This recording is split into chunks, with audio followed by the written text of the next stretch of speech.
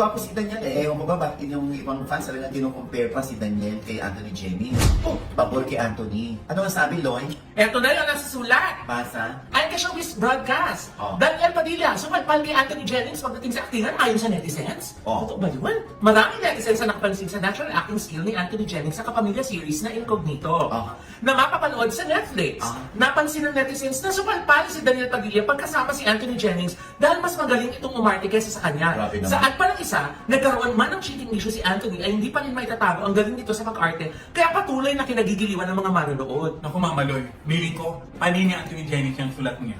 Kaya alam naman pa ni Daniel yan. Tapos Oo nga. gaganunin lang si Daniel. Hindi siya Ano ba sabi ng ipagpan mga niya. komento? Oo. Oh. Pagpan niya ni Daniel, this is Daniel yung magaling. Oh, ano ba sabi ng mga komento dyan? Sa Ito nanay, sabi, wala pala si DJ pag tinatabihan ni Anthony. Oh. Biglang sumangat si Daniel nung tumabi kay Anthony Jennings. Grabe naman. Good naman. Guwapo-guwapo. Ako mismo.